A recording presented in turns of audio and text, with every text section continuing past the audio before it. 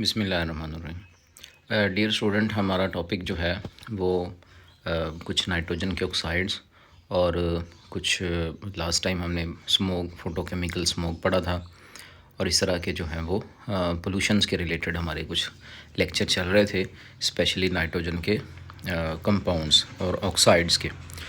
तो अभी हमारा जो टॉपिक है वो बड़ा दिलचस्प है और इसका टॉपिक का नेम है, टाइटल है कैटालिटिक कन्वर्टर। जो गाड़ियां हैं उनमें एक इस तरह का इंस्ट्रूमेंट वहाँ पे इंस्टॉल किया जाता है। जो गाड़ी में जब कंबस्शन, आपको पता है फॉसल फ्यूल की जब कंबस्शन होती है गाड़ी के कंबस्शन इंजन में, तो वहाँ पे कुछ गैसेस प्रोड्यूस होती हैं जो कि बड़ी हार्मफुल होती हैं। उनमें एक जो गैस है वो है नाइट्रोजन के ऑक्साइड होते हैं, और दूसरा जो है वो उसमें कुछ अनबर्न्ड हाइड्रोकार्बन हो सकते हैं, और तीसरा उसमें कार्बन मोनोऑक्साइड हो सकती है। अगर ये गैसेस एज़ इट इज़ हवा में रिलीज़ कर दी जाएँ एग्जॉस्ट पाइप से, तो ये आप सोचें सवियरली माहौल को पोल्यूट करेंगी। तो लिहाजा इन गैसेस को माहौल में, एटमॉस्फेयर में एग्जॉस्ट पाइप से छोड़ने से पहले इनको रिएक्ट करवा के कुछ लेस हार्मफुल गैसेस में कन्वर्ट किया जाता है, ताकि ज़्यादा नुकसान ना हो और उस फॉर्म को जो कि ज़्यादा डेंजरस होगी उससे लेस डेंजरस गैसेस में कन्वर्ट कर लिया जाए। तो यहाँ पे आप देखें कार्बन मोनोऑक्साइड है, यहाँ पे देखें आप, ये कार्बन मोनोऑक्साइड है। कार्बन मोनोऑक्साइड के साथ नाइट्रोजन के ऑक्साइड है और हाइड्रोकार्बन है, और क्या है, हाइड्रोकार्बन। अब उसको हमने कन्वर्ट किस में करना है, कार्बन डाइऑक्साइड में, नाइट्रोजन में और वाटर में। यानी कि दूसरे लफ्ज़ों में जो कार्बन मोनोऑक्साइड है वो किस में कन्वर्ट होगी, वो ऑक्सीडाइज होगी CO2 में। नाइट्रोजन का जो ऑक्साइड है वो रिड्यूस होगा नाइट्रोजन में, और जो हाइड्रोकार्बन है उसकी कंबस्चन से हमें मिलेगा वाटर और साथ में मिलेगी CO2। ये हमने वैसे भी पढ़ा हुआ है कि जब हाइड्रोकार्बन फ्यूल जब बर्न होता है तो वहाँ पे तीन चीज़ें प्रोड्यूस होती हैं, एक है हीट, दूसरा CO2 और फिर है वाटर। तो इसलिए ये याद रखिएगा। अब हम नेक्स्ट पे चलते हैं। यहाँ पे देखें कैटालिटिक कन्वर्टर असल में होता क्या है। कैटालिटिक कन्वर्टर जो है ये एक सिरामिक या मेटेलिक मोनोलिथ होता है। मोनोलिथ कहते हैं एक सिंगल पीस होता है। सिरामिक जो है कॉर्डाइराइट, इसे कॉर्डाइराइट भी बोलते हैं इसको, ये उससे बना होता है और इसे हम कहते हैं, यह है मैग्नीशियम एल्यूमिनो सिलिकेट्स का बना होता है। और अगर ये मेटेलिक है तो फिर मेटेलिक जो है ये आयरन का बना होता है, और इसके ऊपर प्लाटिनम, रोहोडियम और पलाडियम, ये तीनों जो महंगी, ये थोड़ी कॉस्टली होती हैं, ये तीनों मेटल जो हैं उसके ऊपर उसको कोट किया जाता है उसको। और फिर से सुन लें, सिरामिक होगा तो मैग्नीशियम एल्यूमिनो सिलिकेट्स, इसे कॉर्डाइराइट बोलते हैं, और इसके ऊपर हम कोटिंग कर देंगे। ये देखिएगा एल्यूमिना की, एल्यूमिना मतलब Al2O3 की, इसके ऊपर हम कोटिंग कर देंगे और ये हो जाएगा सिरामिक का, ठीक। और अगर ये मेटेलिक है तो फिर ये हम ज़्यादातर स्टील आयरन की एक किस्म होती है, जिसे हम जो हायर लेवल पे जो मेटलर्जी समझते हैं वो जानते हैं कि ये फेरेटिक आयरन होता है। फेराइट आयरन की कुछ फॉर्म्स होती हैं जिसे हम FCC BCC कहते हैं, जैसे ऑस्टेनाइट होता है, फेराइट होता है, मार्टनसाइट होता है, इस तरह से। तो फेराइट जो आयरन है, जो थोड़ी सी सॉफ्ट फॉर्म ऑफ आयरन कहा जाता है, इस आयरन के ऊपर हमने जो महंगी, जो रेयर मेटल्स हैं, जो कॉस्टली मेटल्स हैं, जैसे कि प्लाडियम, रोडियम और प्लाटिनम, उनको हमने कोट करना है। अब कोटिंग की जाती है। कोटिंग करने का मतलब क्या है कि इसके ऊपर हमने रेट ऑफ रिएक्शन को बढ़ाना है, ताकि गैसेस जो हैं वो हमारी एटमॉस्फेयर में डिस्चार्ज होने से पहले मैक्सिमम लेस हार्मफुल फॉर्म में कन्वर्ट हो जाएं। यहाँ पे एक वर्ड है मोनोलिथ। मोनोलिथ का मतलब होता है सिंगल पीस। जैसा कि मोनोलिथ मतलब आप एक पत्थर लें और उस पत्थर को तराश के उसी पत्थर को एक किसी डेकोरेशन पीस में कन्वर्ट कर लें, तो कोई और चीज़ आपने उसके साथ नहीं जोड़ी, वो एक सिंगल पीस है। जैसे पुराने ज़माने में आपने पढ़ा होगा कि एक पत्थर को तराश के वो घर भी बनाया करते थे, इसी तरह से मोनोलिथ होता है एक सिंगल पीस। अच्छा, दूसरा उसने कहा ये हनी कॉम्ब होता है। हनी कॉम्ब का स्ट्रक्चर मैं आपको अभी दिखा दूंगा, फिर ज़्यादा समझ आएगी, वहीं आपको मैं बताऊंगा। कैटलिस्ट जो है ये देख लें, मैंने पहले आपको बताया कि प्लाटिनम, प्लाडियम, रोहोडियम, ये सब प्रीशियस मेटल्स यूज़ की जाती हैं इसलिए ताकि इनको हम फिर बाद में रिसाइकल भी कर लेते हैं, ये ज़ाया नहीं होती। तो लिहाजा याद रखिएगा पर्पज़ क्या है। पर्पज़ है कि ये मैंने जैसे पहले बताया आपको कि जो आपके पास ये हार्श केमिकल्स हैं एग्जॉस्ट कंबस्शन चैम्बर से, उनको डायरेक्ट एटमॉस्फेयर में छोड़ने से पहले लेस हार्मफुल फॉर्म में कन्वर्ट किया जाए। अब ये देखिएगा, ये जो आपके पास है ये है सिरामिक का बना हुआ, ये मैग्नीशियम एल्यूमिनो सिलिकेट का बना हुआ है और इसके ऊपर ये सारी एल्यूमिना की कोटिंग है, ठीक। और ये है हमारे पास फेरेटिक आयरन का है और इसके ऊपर तीनों प्रीशियस मेटल्स की कोटिंग हुई हुई है जो मैंने पिछली स्लाइड में बताया। अब ये देखें, ये भी मोनोलिथ है सिंगल पीस और ये भी मोनोलिथ है। अब ये देखें, ये है हनी कॉम्ब, बिल्कुल एक बहुत ही पोरस टाइप एक हनी कॉम्ब बना हुआ है, जैसे शहद की मक्खियों का छत्ता होता है। ताकि क्यों ऐसा क्यों बनाया जाता है, ताकि सरफेस एरिया बढ़े।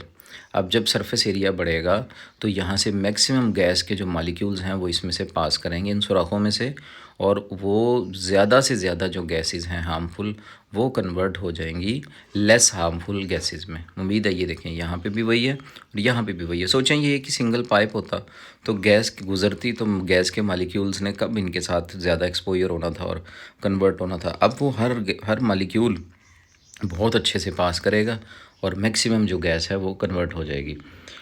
अब यहाँ पे कुछ रिएक्शन देख लें।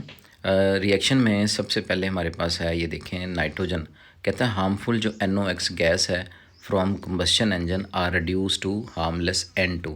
अब ये दो गैसेस उसने बताई हुई हैं। यहाँ पे जो ये रिएक्शन है इसको उन्होंने इकट्ठा लिख के दे दिया आपको। कैसे, नाइट्रोजन जो है, नाइट्रोजन ये रिड्यूस हुई है, याद रखिएगा। ऑक्सीजन जो है जब रिमूव होती है तो इसे रिडक्शन कहते हैं, और नाइट्रोजन ये रिड्यूस होके किस में कन्वर्ट होगी, नाइट्रोजन में।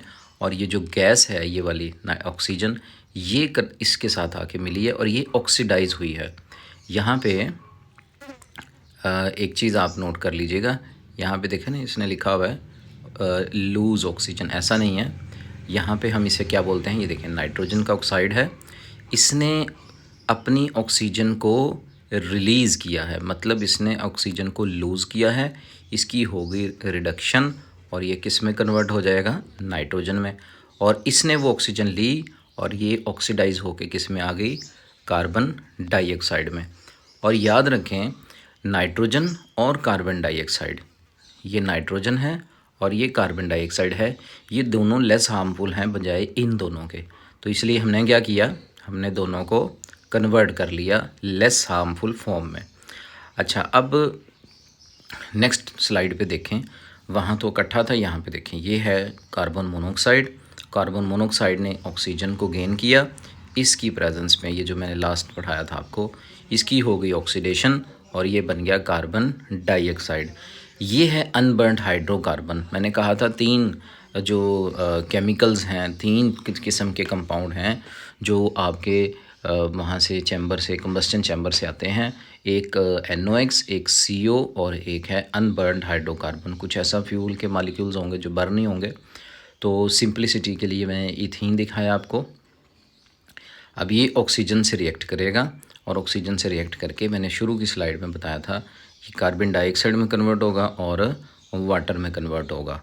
तो लिहाजा हमने क्या कर दिया, इसको जो कि आपको जब मैंने स्मोक और इस तरह की चीज़ें पढ़ाई थी तो वहाँ मैंने आपको बताया था कि अनबर्न्ड हाइड्रोकार्बन भी रोल प्ले करते हैं पैन फॉर्मेशन में। ख़ास तौर पे मैंने आपको बताया था रिएक्टिव हाइड्रोकार्बन, तो इसलिए हमने इसको डायरेक्ट हवा में छोड़ने से पहले इसको इन दोनों में कन्वर्ट कर लिया जो कि लेस हार्मफुल है। अब ये देखिएगा, ये है वर्किंग ऑफ कैटालिटिक कन्वर्टर। ये कुछ एनिमेशन मैंने ऐड की है, ये ज़रा आप इसको देख लें। ये देखिएगा एनिमेशन है ये, और ये मैं अलग से इसको ऐड करता हूँ, आपको शेयर कर दूँगा ग्रुप में। यहाँ पे शायद ये रन नहीं हो रही, मैं अलग से इसको शेयर कर दूँगा। अब देखें कैटालिटिक कन्वर्टर के ये जो हैं वो तीन वे हैं इसके काम करने के। सबसे पहले देखें ये एग्जॉस्ट है, ये एग्जॉस्ट मीन्स कि यहाँ पे ये गैसेस हैं जो कि मौजूद हैं। अब ये पीछे कहाँ से आई हैं? ये कंबस्चन चैम्बर से ये गैसेस आई हैं और कंबस्चन चैम्बर से आके ये यहाँ पहुँची हैं। अब ये है मोनोलिथ, ये आपका पोरस हनी कॉम्ब स्ट्रक्चर है। ये गैसेस इसमें से पास करेंगी। अब देखें इसमें कोटिंग भी हुई हुई है प्लाटिनम की, प्लेडियम की, रोडियम की, इनकी कोटिंग हुई हुई है, ये सब देख रहे हैं आप। अब जब ये गैसेस इसमें से पास करेंगी तो यहाँ पे इनका रिएक्शन होगा और यह रिएक्शन में याद रखिएगा ये होगी ऑक्सीडाइज गेन ऑफ ऑक्सीजन, ये होगी रिड्यूस, इसे हम क्या बोलेंगे? ये रिड्यूस होगी मतलब लॉस ऑफ ऑक्सीजन। और ये जो है ये बर्न होगा हीट और साथ में क्या है? ऑक्सीजन, इससे बर्न होगा और ये किस में कन्वर्ट हो जाएगा? याद रखिएगा, मैं एक दफ़ा आपको ये फिर से बता दूं। ये देखें कार्बन मोनोऑक्साइड है, ठीक, ये इसमें से जब पास होगी तो ये बन जाएगी कार्बन डाइऑक्साइड में। NOx जब इसमें से पास करेगा, इसमें से रिएक्शन होगा और ये रिड्यूस हो जाएगी, ये ऑक्सीडाइज होगी और ये क्या हो जाएगी? रिड्यूस हो जाएगी। और ये जो बच गई ये ऑक्सीजन से मिलेगी और ये क्या होगी? कार्बन डाइऑक्साइड में कन्वर्ट होगी और वाटर में कन्वर्ट होगी। और ये दोनों ही लेस, ये तीनों जो यहाँ पे बने हुए हैं ये तीनों ही लेस हार्मफुल केमिकल्स हैं, ठीक। तो लिहाजा इन लेस हार्मफुल केमिकल्स की वजह से आलूदगी पोल्यूशन को बहुत हद तक कंट्रोल किया जा सकता है by using the honeycomb converter. अब थोड़ा सा समरी की तरफ चलते हैं। समरी हमने क्या पढ़ी? सबसे पहले स्ट्रक्चर पढ़ा। मैंने आपको बताया कि हमारे पास दो तरह के कैटालिटिक कन्वर्टर होते हैं।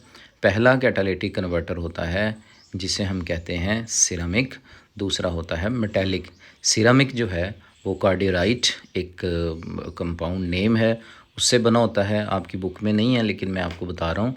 ये मोनोलिथ होता है, मोनोलिथ मतलब consisting of a single piece. तो कार्डियोराइट ऐसा मटेरियल होता है जो मैग्नीशियम, एलुमिना और सिलिकेट, फार्मूला सुन लें, मैग्नीशियम, एलुमिना Al2O3 और सिलिकेट कोई भी हो सकते हैं, एलुमिनियम सिलिकेट भी हो सकते हैं, सोडियम सिलिकेट भी हो सकते हैं, मैग्नीशियम सिलिकेट भी हो सकते हैं। तो आप कोई भी सिलिकेट ले सकते हैं। इन सिलिकेट्स को हम क्या करेंगे? जब इनको हम मैन्युफैक्चर करेंगे तो उससे फिर बाद में हम एलुमिना की ही उसके ऊपर कोटिंग करेंगे और हनी कॉम्ब फॉर्म में इसको हम डेवलप कर लेंगे और वो एक सिंगल पीस होगा जिसे मोनोलिथ बोलते हैं। अगर ये मेटेलिक है तो फिर मैंने कहा ये फेरेटिक आयरन का बना होता है। फेरेटिक आयरन थोड़ा सा सॉफ्ट आयरन होता है और फिर इसके ऊपर हम क्या करते हैं? कोटिंग कर देते हैं। क्या कर देते हैं? कोटिंग किसकी?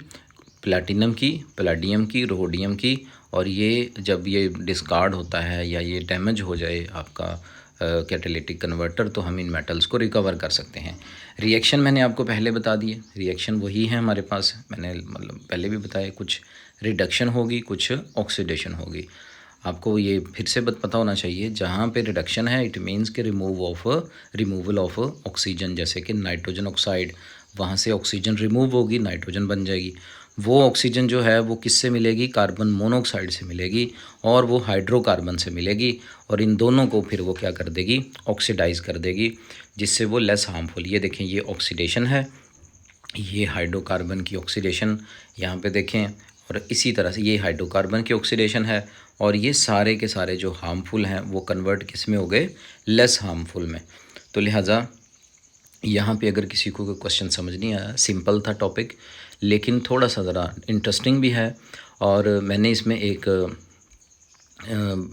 एनिमेशन शेयर की थी, वो शायद ना इसकी टेक्निकल इशू की वजह से रन नहीं हुई, वो मैं अलग से ग्रुप में आपके साथ शेयर कर देता हूँ, उसको भी आप देख लीजिएगा।